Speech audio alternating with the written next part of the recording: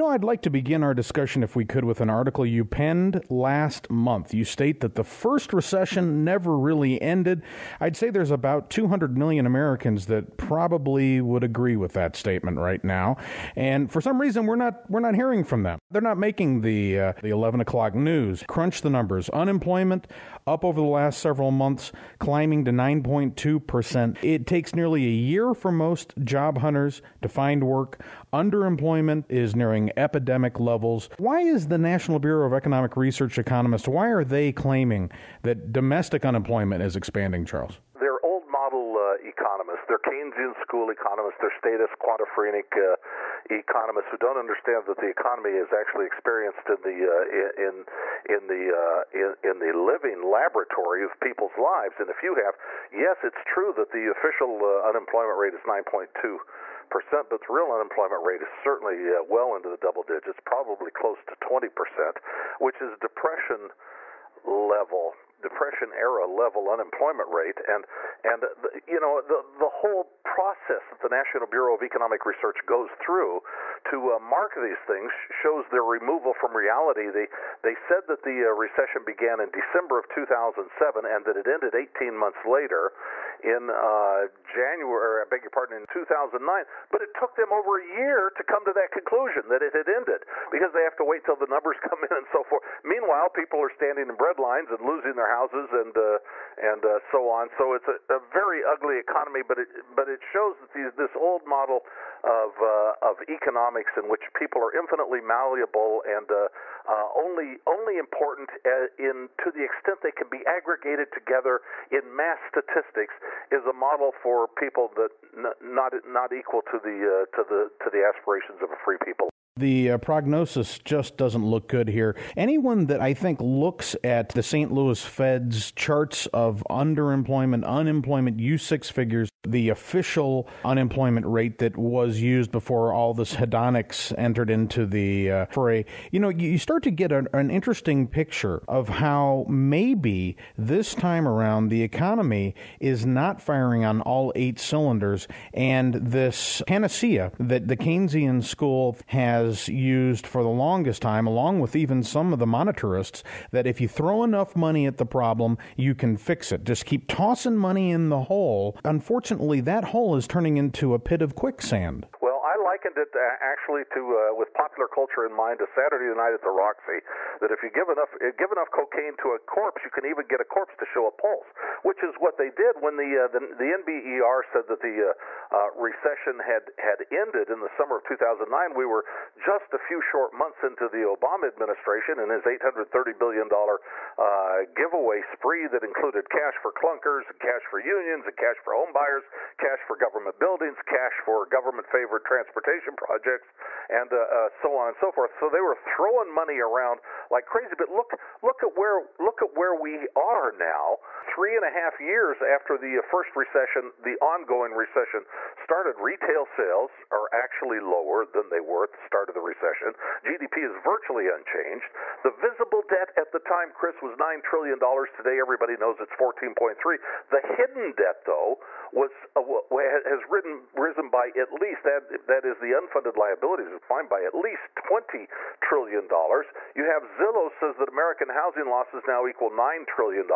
You have more Americans on food stamps than ever, and in the meantime, of course, silver has jumped.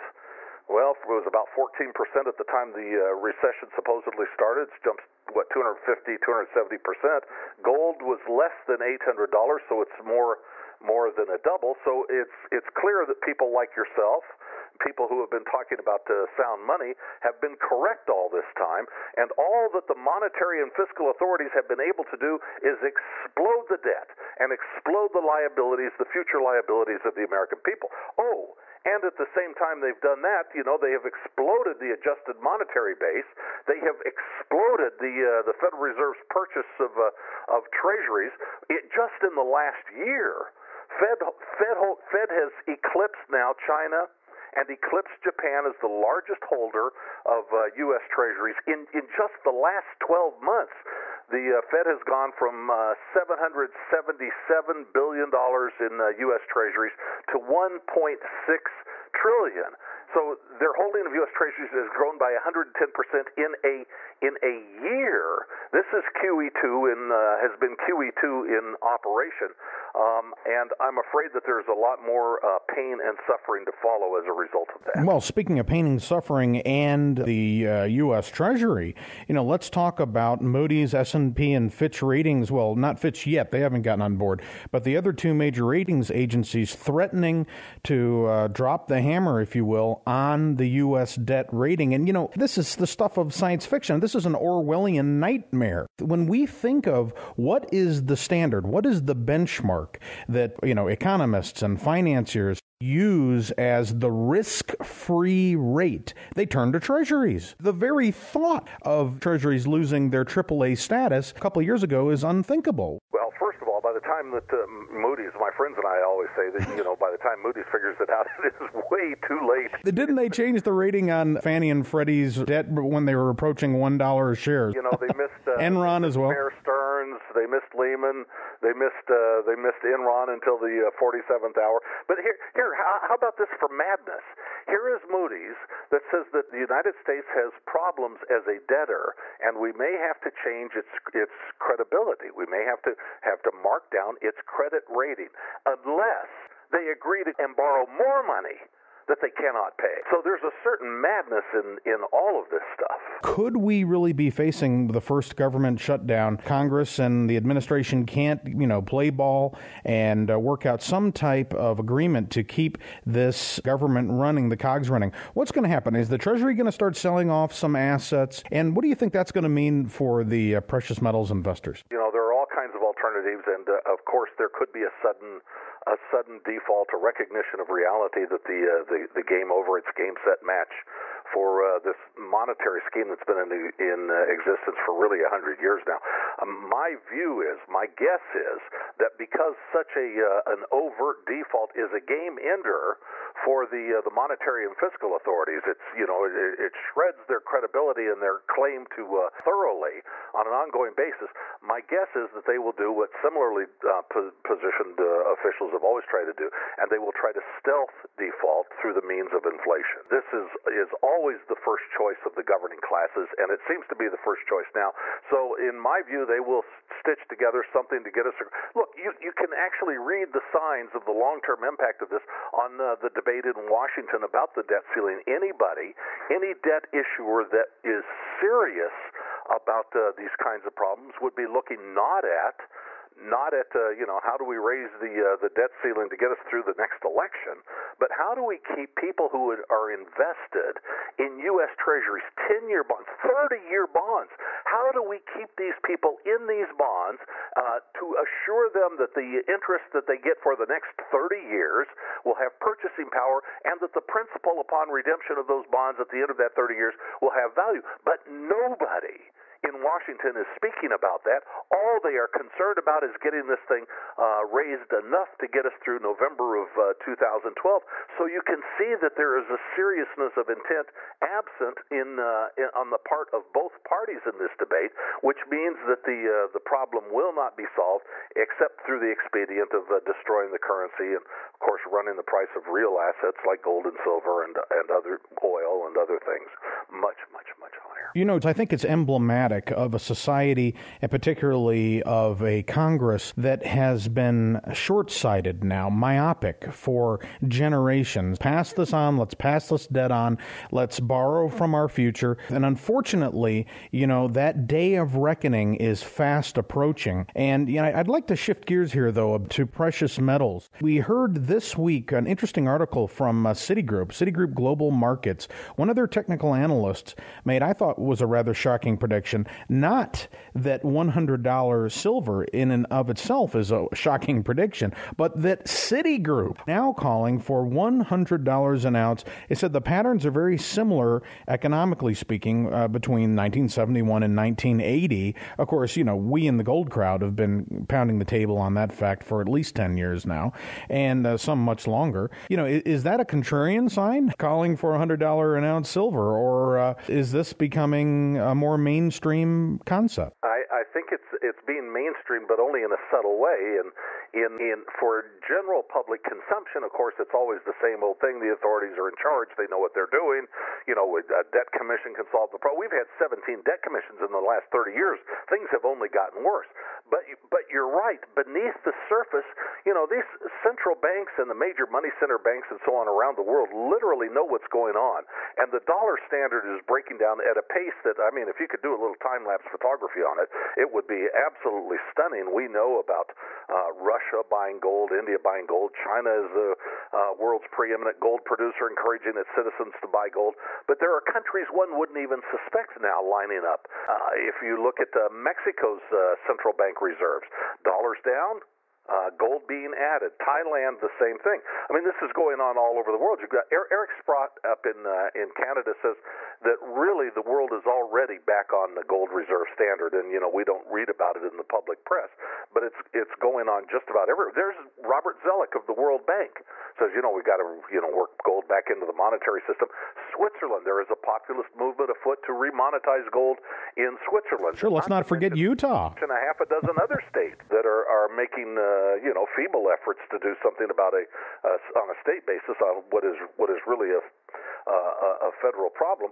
But I'd like, at least since we're on this topic and talking about the World Bank and efforts by institutions, multinationals, and so on to slowly introduce the subject of gold back in, I want to be very clear that anything that they do is an ersatz gold standard. If they talk about pegging the dollar to gold, pegging the euro or the International Monetary Fund special drawing right to gold, none of these things. This is all eyewash for the unsuspecting. All eyewash to make people believe, okay, they're tying us to gold. We're getting into this problem of money printing and so on. If it is not redeemable, if you are introduced to a currency system that you cannot go down and get physical gold and hold it and keep it without having to report anything to anybody, it is not a real gold standard. So you be very wary of anything that they introduce in our extremists right now to try to convince the public that they have gotten a discipline on the problem of printing money. Well, the de facto example of your point there is the euro itself. You'll recall that it has a 15% backing in gold,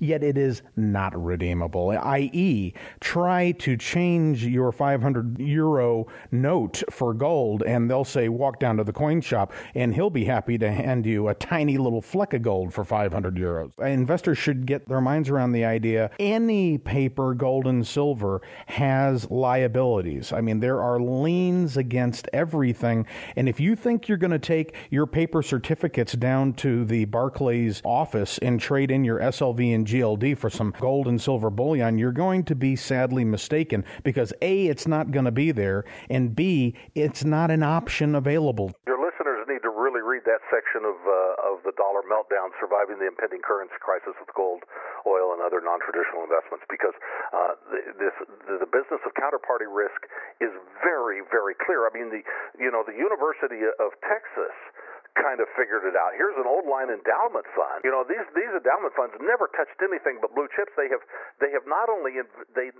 hold now $1 billion in gold, they have taken physical delivery of it. Nobody wants to do that with $1 billion because of transportation, insurance, security costs, but they have actually taken physical delivery because they are well aware of the risks of title problems in some of these holdings, non-deliverability, gold pledged to a number of other places, part of other swap line agreements, the counterparty risk involved. They have actually taken delivery, and that's the new conservatism of the conservative sort of endowment. And why don't you tell folks how they can pick up a copy of your book if they're so inclined? Sure, it should be in your local bookstores, assuming that there are any bricks and mortar bookstores left in America today. But all the bookstores, former Borders, certainly stocked it. Barnes and Noble, you can get it on the websites of the bookstores. Your bookstore can order it. You can get it on Amazon.com. So It's widely available, and I'm pleased to tell you, Chris, that it is now an international bestseller. It has now been published this year in China and in Korea. In fact, I just saw it was on the bestseller list in Korea a couple of weeks ago. Hat tip for that, absolutely. And for our listeners here, if they're interested, type in the name of the book, of course, and then your zip code at Barnes & Noble, and you'll find a retail establishment that has this. That's probably your quickest route, just so that you don't have to call or whatnot. It's a pretty simple way to pick up a copy. Great advice. Thank you. All right. Well, Charles, always a pleasure.